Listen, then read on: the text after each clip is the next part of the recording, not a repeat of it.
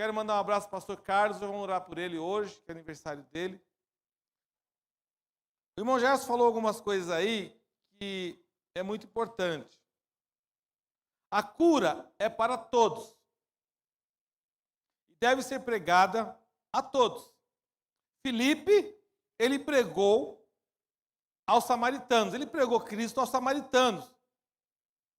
E a multidão, unanimemente, olhava Filipe pregar os samaritanos que não gostavam das coisas de Deus. Por quê? Porque eles viam sinais. Eles viam sinais. Vamos lá comigo em Atos 8, por favor, do versículo 6 ao versículo 8.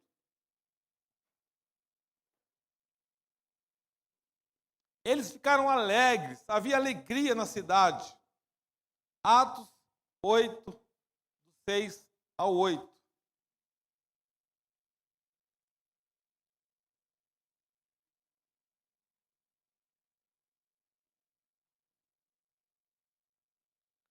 Vamos lá. Jesus falou que nós deveríamos orar, curai os enfermos. Atos 8, do 6 ao 8. Assim que o povo ouviu a Filipe, quando a multidão ouviu Filipe e viu os sinais miraculosos que ele realizava, deu unânime atenção ao que ele dizia. Os espíritos imundos saíam de muitos, dando gritos, e muitos paralíticos e mancos foram curados. Assim houve grande alegria naquela cidade. Nós começamos a entender que quando Jesus dá uma ordem, curai os enfermos, limpai os leprosos, ressuscitai os mortos, expulsai os demônios, de graça recebeste, de graça você tem que dar, significa o seguinte: não é o pastor Nelson que cura, não é o irmão Gerson, não é nenhum homem na terra que faz a cura. Quem faz a cura é o próprio Jesus, através do Espírito Santo. Ele deu a ordem porque é ele que faz. O nosso ato profético, como essa água, é um ato profético que nós temos, que muitas pessoas são curadas. Por quê? Porque pela fé você alcança a misericórdia. Pela fé você alcança a bênção de Deus. Então, quando Filipe pregava, como o pastor Nelson prega, quando o Gerson pregou, é o Espírito Santo de Deus que está falando com a igreja. Filipe falava, mas ele falava pela manifestação do Espírito Santo de Deus. É o mesmo dom, a mesma unção que estava lá com Filipe naquele momento, está hoje aqui. Nós temos que crer. Paulo, ele pregou. Pedro, ele pregou Cristo e o coxo começou a andar. O coxo foi curado. Então, mesmo Jesus, que estava com Filipe, que estava com Pedro, quando ele pregou Cristo e o coxo levantou, o que é o coxo? O aleijado. Ele foi curado. Jesus é o mesmo, e é o mesmo que Paulo pregou lá em Listra. Atos 14, 8 a 10. Vamos lá, Atos 14, 8 a 10. É o mesmo Cristo. E é o mesmo que nós estamos pregando aqui hoje. E é o mesmo que nós pregamos lá no Paquistão. Atos 14, 8 a 10. Em Listra, havia um homem paralítico dos pés, aleijado, desde o nascimento, que vivia ali sentado e nunca tinha andado. Ele ouvira Paulo falar. Quando Paulo olhou diretamente para ele e viu que o homem tinha fé para ser curado, disse em alta voz: levante-se, fique de pé. Com isso, o homem deu um salto e começou a andar. O que Paulo viu no homem? O que o irmão Gerson falou agora há pouco? Paulo viu fé no homem. Paulo olhou para o homem e viu que ele tinha fé para ser curado. E ele falou: levante-se, fique de pé. Ele imediatamente se levantou, ficou de pé e recebeu a cura. A nossa vida é uma vida baseada em fé. Nós precisamos ter fé. A fé não pode falhar. Você não pode duvidar. A palavra pregada, ela tem que ser pregada com fé. É impossível você colocar em atividade a tua fé quando você fica indeciso se Deus cura ou não cura. O que significa fé? É uma atividade.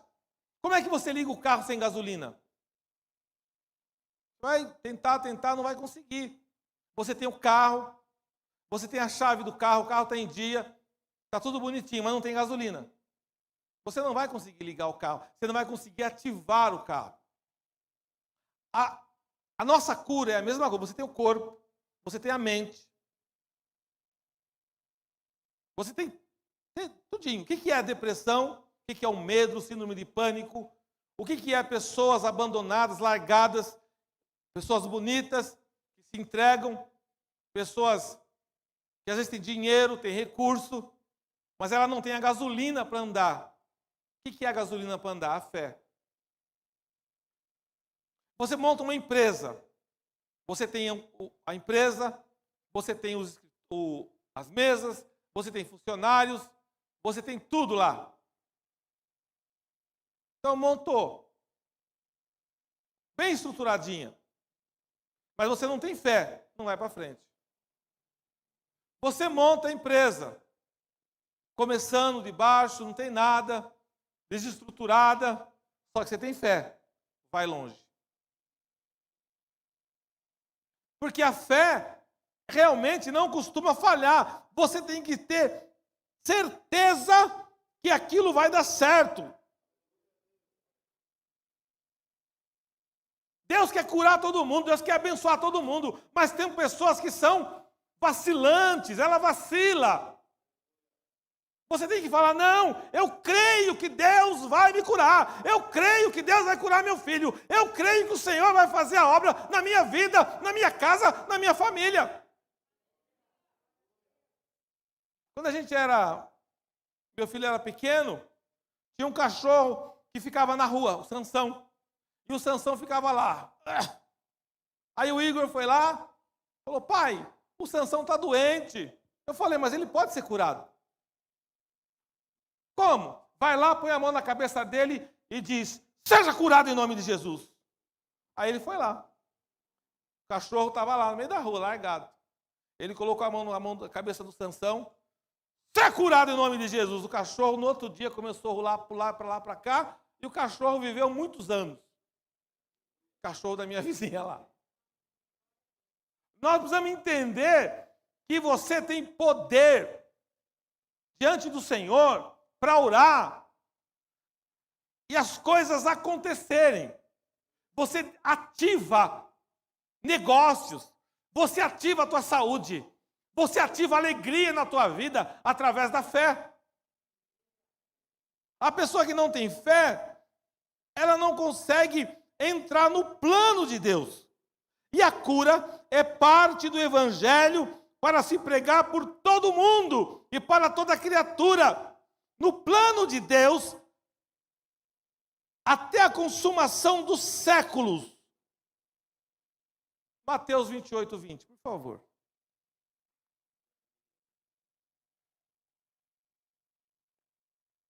Ensinando-os a obedecer a tudo que eu lhes ordenei. O Senhor falou, curai os enfermos. Ensinando-os a obedecer a tudo que eu lhes ordenei, e eu estarei sempre com vocês, até o fim dos tempos. O Senhor prometeu que vai estar conosco até o final dos tempos. Nós temos que guardar o que Ele ordenou. Ele não pediu. Irmã Cris, vai lá, viu? Se você quiser, você ora. Não, ora! Ora pelos enfermos, curai os enfermos. Não é para você vacilar. Não é para você falar se Deus quiser, porque Deus já quer. Não, se Deus quiser, Ele vai te curar. Não, Ele quer curar. É que você não tem fé para crer. Ele quer curar.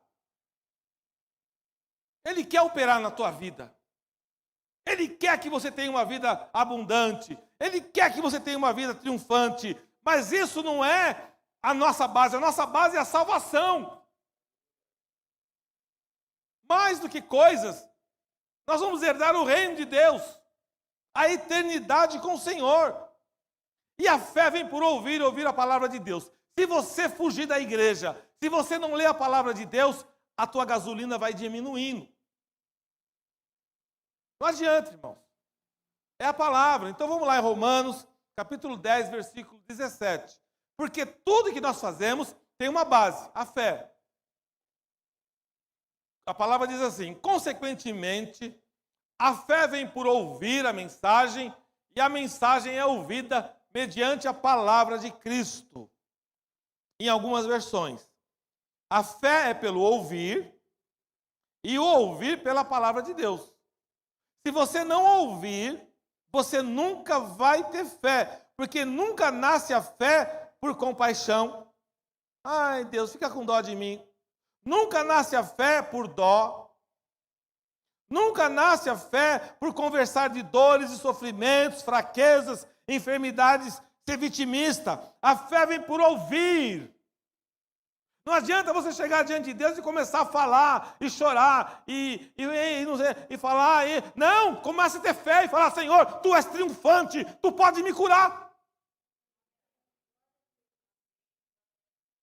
Não adianta você ficar, sabe, irmão, tem gente que fica se lamentando. É o poço das lamentações. A minha vida não vai para frente. Não vai dar certo isso, não vai dar certo aquilo. Quando você começa a declarar: a minha vida vai dar certo sim, porque eu creio em Deus, eu sirvo a um Deus vivo. O diabo começa a tremer do teu lado. Porque você começa a ouvir a palavra de verdade, a verdade. Você começa a dizer a verdade, e você começa a clamar a Deus. Deus se levanta do trono. Porque a Bíblia diz: conhecereis a verdade vos libertará. Mas não apenas conhecer, você tem que praticar. Tem muita gente que conhece a Bíblia de cabo a cabo, já li a Bíblia 10 vezes, 20 vezes, 30 vezes, mas não segue nada do que está escrito lá. Não adianta você conhecer. Você tem que praticar. Imagina você fazer uma faculdade de medicina, estuda medicina, conhece toda a teoria, mas na hora de você praticar, ter que fazer uma cirurgia, você fica com medo. O que adianta você ser médico? O que adianta você se formar em direito, ter um diploma de advogado, coisa mais, né?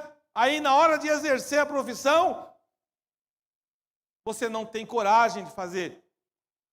Não adianta. A mesma coisa é a gente com Deus. Você precisa conhecer a Deus e viver esse Deus. Conhecer a Cristo e viver a Cristo.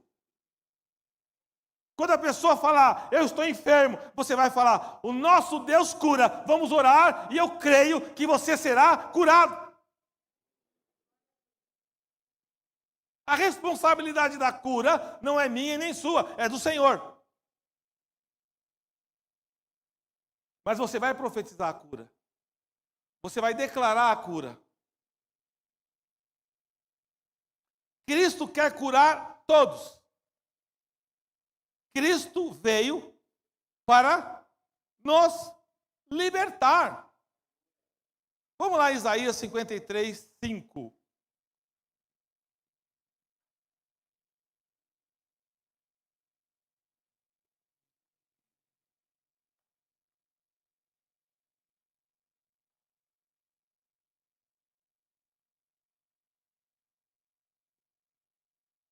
Mas ele foi transpassado por causa das nossas transgressões, foi esmagado por causa de nossas iniquidades. O castigo que nos trouxe paz estava sobre ele, e pelas suas feridas fomos curados. Jesus, ele já tomou sobre ele as nossas enfermidades. É uma promessa bíblica. Ele foi traspassado por causa das nossas transgressões. Foi esmagado por causa de nossa iniquidade. O castigo que nos traz a paz estava sobre ele. E pelas suas feridas fomos curados. O Senhor já nos curou. Aonde entrou a enfermidade? Lá no jardim do Éden.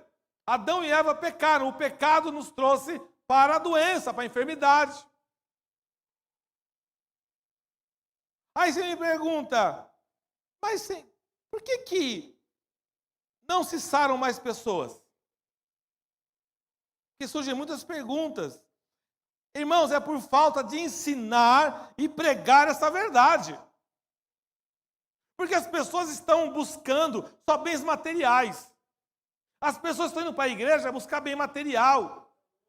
Estão indo para a igreja para buscar profeta falso profeta, que fica prometendo carro, casa que nunca vai vir. Aí você se revolta com Deus, nunca mais volta para a presença de Deus.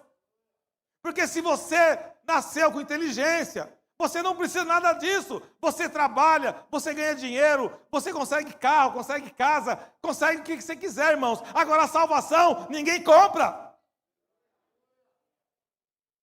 Aí que está a diferença. Então as pessoas não pregam isso. Ai, coitadinho. Está internado no hospital. Ah, coitado. Que coitado, irmão. Vamos orar, vamos declarar a cura, o milagre. Sabe por que não declara? Porque não tem unção para isso. Não tem chamado para isso. Não quer fazer a vontade de Deus. Não quer ver as pessoas curadas.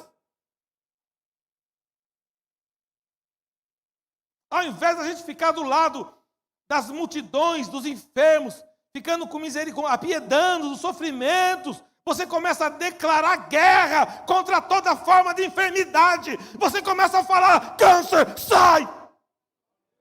Em nome de Jesus. Você começa a declarar no mundo espiritual, os anjos do Senhor começam a operar. Nódulo no seio, sai em nome de Jesus. Úlcera, sai em nome de Jesus. Você começa a falar, declarar, daqui a pouco a doença ouve você e ela bate em retirada. Não são poucos, irmãos, as pessoas aqui na igreja.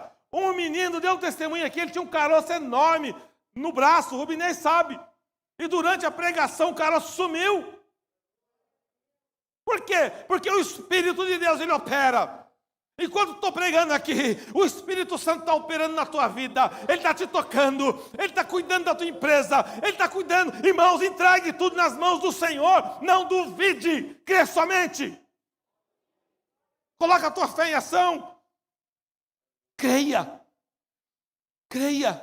porque o demônio tem poder, é um poder demoníaco para destruir, mas o Senhor, Ele tem autoridade, o Senhor é triunfante.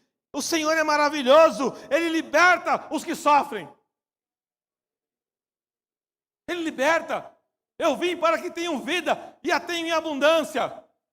O que é vida em abundância? É você ser livre, ser feliz. Porque eu conheço muita gente que tem muito dinheiro, mas não tem vida em abundância, irmãos. Vida em abundância não é dinheiro. Conheço muita gente que tem muito dinheiro, mas não tem vida em abundância. O que é vida em abundância? É você estar com teus filhos, com teus netos, é você andar de cabeça erguida, é você saber que você é filho de Deus e que Deus te dá autoridade para ministrar sobre a vida de outras pessoas. É você estar em paz com teu Deus.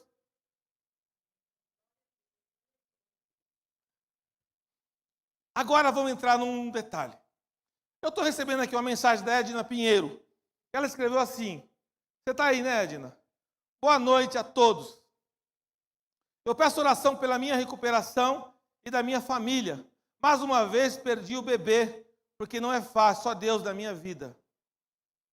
Edna, eu vou te falar a quantidade de mulheres que Deus aqui nessa igreja, que tinham esse mesmo problema e que conseguiram filhos, é uma coisa absurda.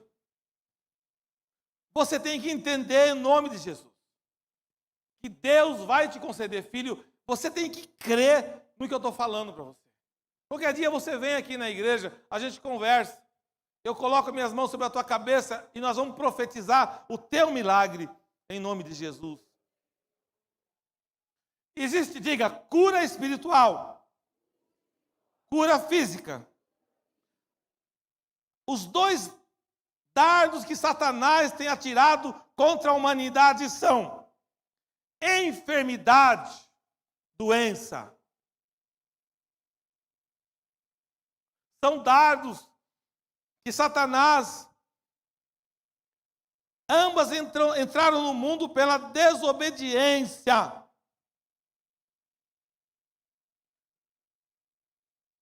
Nós, como seres humanos, somos desobedientes. E toda vez que a gente é desobediente, a gente recebe, Deus permite que a gente passe por momentos trágicos. Porque falta obediência. As pessoas se afastam de Deus porque começam a buscar coisas. Eu não tenho tempo para Deus. O meu tempo é muito corrido. Tem tempo para tanta coisa, mas para Deus não tenho tempo. Aí Deus vai fazer você ter tempo. O que nós precisamos fazer? Primeiro, pedir perdão a Deus. Senhor, me perdoe. E quais são os arautos da vitória de Cristo? Salvação e cura. O primeiro arauto de Cristo, salvação. E o outro arauto de Cristo, cura. Jesus falou muito de cura. Jesus falou muito de salvação. Não adianta você ter dinheiro sem ter cura, sem ter a tua vida saudável. O que adianta? Você vai gastar todo o dinheiro no hospital. E a salvação é o nosso maior arauto. É o que Deus trouxe para nós de verdade. Sermos salvos e reinarmos triunfantemente com Ele no céu. Mas as pessoas querem isso? Será que as pessoas querem a salvação? Ou querem apenas um Deus que dê coisas? Deus já nos deu a grande coisa que é a salvação. A vida eterna com Ele. E Deus nos liberta. E quando você diz curado, você é curado do corpo e da alma. Quando Jesus diz, orai pelos teus inimigos, é que você é curado, curada do corpo e da alma, porque é um teste, é uma prova, para saber se a gente de verdade tem cura. Porque amar o amigo que está do lado é fácil. Difícil é amar aquele que perturba a gente. Essa é a prova da nossa cura emocional, da nossa cura espiritual. Será que Jesus habita de verdade no meu coração? Não pergunte isso, porque se você perguntar, ele vai te mandar uma prova. Será que Jesus habita em mim, na minha casa, na minha família, na minha vida? Será? Será que eu tenho amor pelas pessoas? Você não pode querer aceitar apenas metade do que Jesus nos ofertou. Você tem que aceitar tudo. Porque você foi comprado por bom preço. Glorificai a Deus no vosso corpo e no vosso espírito, que pertencem a Ele. Ah, irmãos. 1 Coríntios 6:20. Quem é você? Quem sou eu? Irmãos, você pertence a Cristo, você não pertence nem a você mesmo. Olha o que a palavra diz.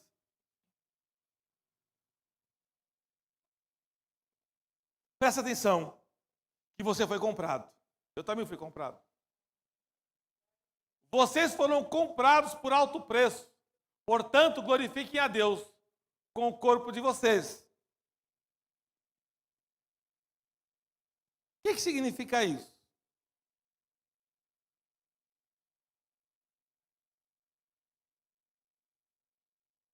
Nós devemos glorificar a Deus. Nós éramos para ser perdidos, criaturas perdidas. Porém, quando Deus enviou Jesus à terra, Ele nos comprou. A Bíblia diz que Ele nos escolheu antes da fundação do mundo.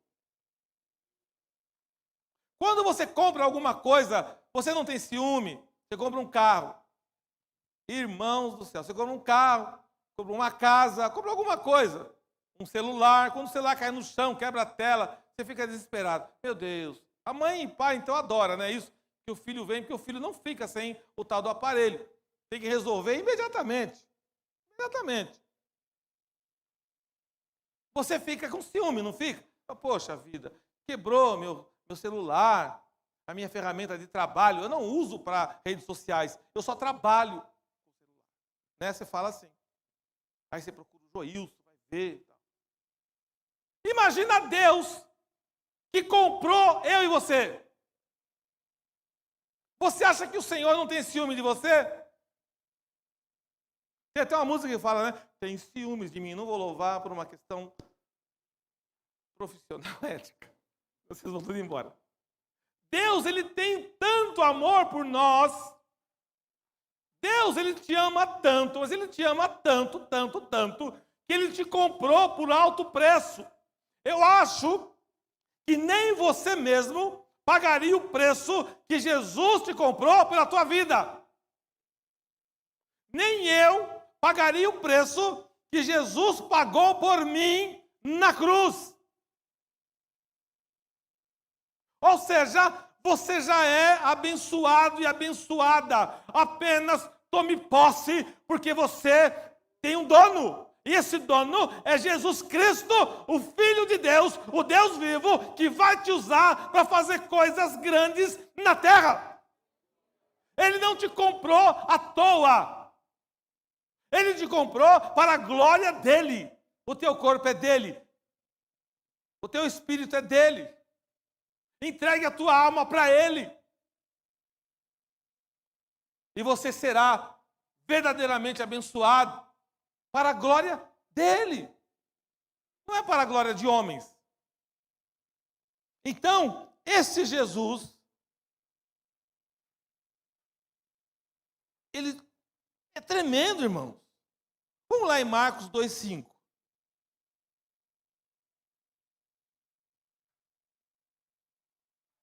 Porque Jesus, ele tem o domínio sobre o teu corpo. Agora você vai começar a entender. Olha o que ele falou.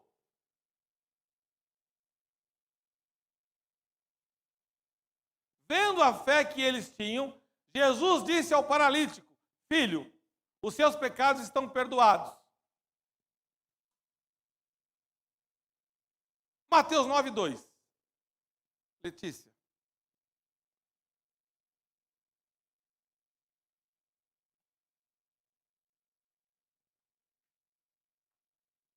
Alguns homens trouxeram-lhe um paralítico, deitado numa cama.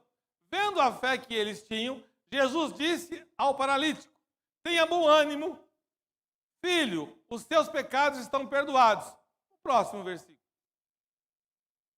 Diante disso, alguns mestres da lei disseram a si mesmo: Este homem está blasfemando. Por quê? Toda vez que você profetizar cura, toda vez que você falar que Jesus vai curar, que Jesus vai operar, que Jesus vai fazer, verão, você vai ter mestres da lei. Você vai ter pessoas ao teu redor que vão querer parar a tua fé.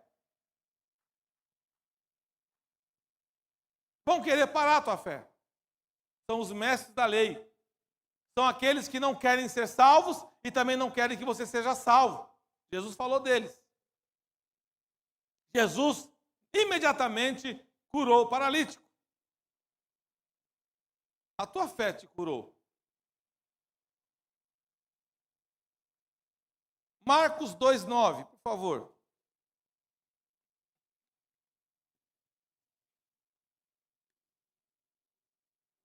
Olha o que Jesus falou.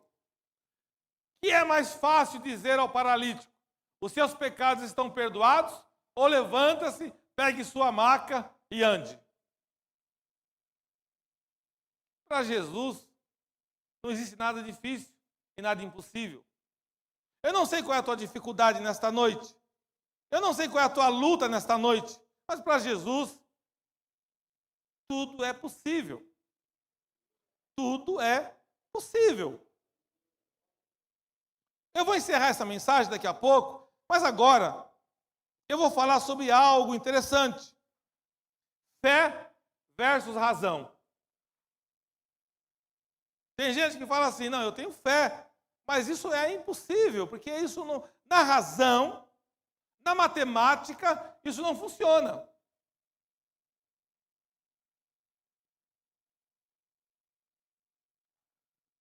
Quando a razão quer discutir com a fé dá risada. Sem vacilar. A fé vê Satanás vencido, mesmo que você veja ele governando. O que é isso? Nós somos levados pelo que nós vemos. O que você vai ver vai tirar a tua fé se você não crer.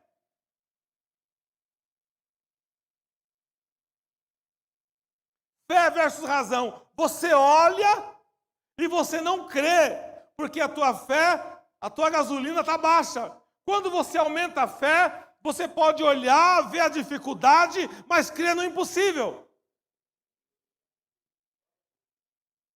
Essa é a diferença. Quando você crê, mesmo que a razão diga não, a razão fica agitada, fica nervosa, e a fé avança e age. Quando Deus avança e age, a razão fica nervosa, a razão fica perturbada, e a fé permanece tranquila. O que é impossível para Deus? Se você tem fé de verdade, você pisa na razão. Você é cristão, você é cristã, não de palavras, de atos. Você tem que crer no que você não vê. Você tem que crer no impossível. É impossível. E daí? E daí que é impossível? E daí que é impossível? Eu tenho um Deus, que é o Deus do impossível. Ele está acima do impossível. Alimente-se da palavra de Deus, que você começa a ter uma fé vencedora. A palavra do Senhor no Salmo 119, no versículo 130, diz: a exposição das tuas palavras dá luz, dá entendimento ao simples. Coloca, por favor, Letícia, Salmo 119, versículo 130. Quando você é muito inteligente, muito sabido, sabe aquela pessoa que ela tem razão para tudo, sabe tudo, ela não consegue entrar no reino de Deus, porque ela é muito sabida. Deus chamou o simples. Olha lá. A explicação das tuas palavras ilumina e dá discernimento aos inexperientes. Somos nós. A gente é simples. Em outras versões diz aos simples. A palavra de Deus, ela ilumina. Quando você está de frente com um problema, a palavra de Deus te ilumina e discerne sobre o simples. Quando você for fazer um exame da OAB, exame vestibular, qualquer coisa que você vai fazer, você fala assim, não, mas eu tenho um monte de gente aí que é mais inteligente que eu, só que eu tenho Deus. A palavra de Deus vai te iluminar. E o que você estudou, o Espírito Santo vai lembrar você. E você será ricamente abençoado e vai passar no exame. Porque você é mais inteligente que os outros? Não é por causa disso não. É porque Deus te preparou para vencer. Aplauda ele, gente. Você é um vencedor.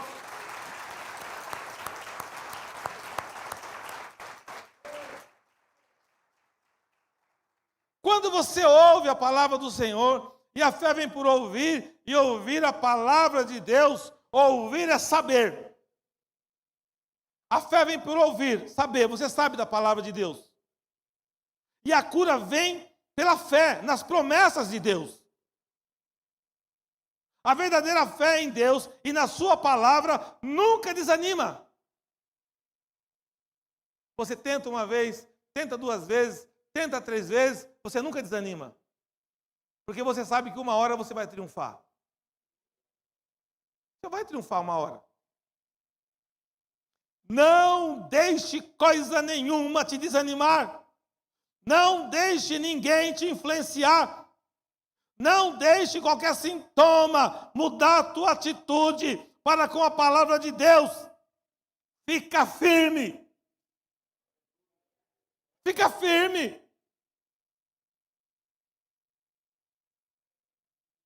Resolve no teu coração para sempre que as promessas de Deus se cumprirão.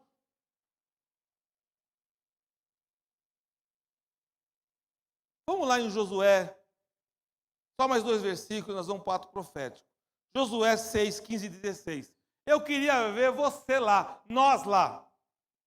Queria ver a gente lá. Será que a gente faria isso? Presta atenção. Josué 6, 15 e 16. No 7º dia, levantaram-se ao romper da manhã e marcharam da mesma maneira 7 vezes ao redor da cidade. Foi apenas nesse dia que rodearam a cidade 7 vezes. Na 7ª vez, quando os sacerdotes deram o toque da trombeta, Josué ordenou ao povo: gritem, o Senhor lhes entregou a cidade. Eles não usaram armas,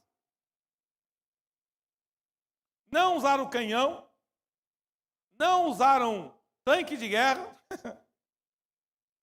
Eles gritaram. Quem mandou eles gritar? O Senhor. Quando o Senhor fala alguma coisa para você, faça.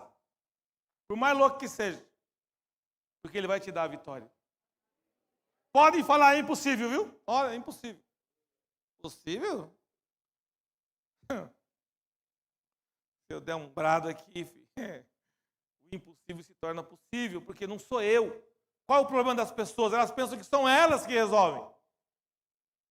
Não é você, é o próprio Deus. As promessas de Deus vão se cumprir. Último versículo, 2 Reis 5,14. O homem, ele era muito bonito. Um coronel, um general da Síria, doente, leproso.